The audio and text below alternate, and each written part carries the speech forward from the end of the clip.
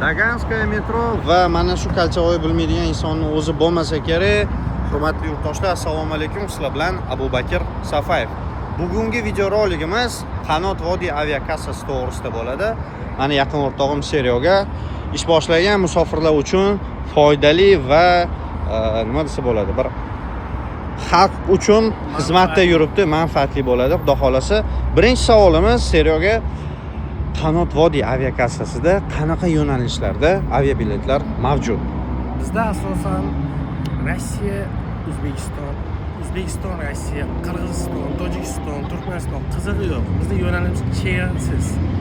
Biletlarimiz butun dunyo bo'ylab behijolat yo'q. Tushunarli. Любой yo'nalishda xullas aviabiletlarni rasmiylashtirib beraverasiz. Tushunarli. Ikkinchi savolimiz, narxlar qanaqa Qanot Vodiyda? Narxlar hech qachon stabilniy narx bo'lmagan aviabiletlar uchun. Doim o'zgarib turadi. Albatta, pagoda, ob-havo o'zgarishi mumkin, reys qoldirishi mumkin.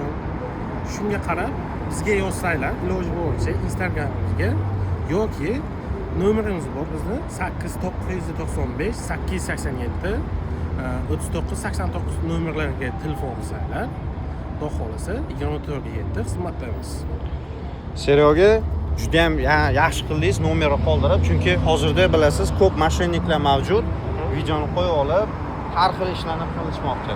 Bizning musofirdagi mana shu yurtdoshlarimiz va boshqa yurtdagi aka-ukalarimiz uchun foydali bo'lishi uchun, birinchi o'rinda yengil bo'lishi uchun, mana bilasiz Instagramda ko'pchilik kuzatadi. Agarda mani obunachilarim, mani kuzatuvchilarim mani nomimdan chiqsa, Qanot Vodiydan ular uchun skidka bo'ladimi?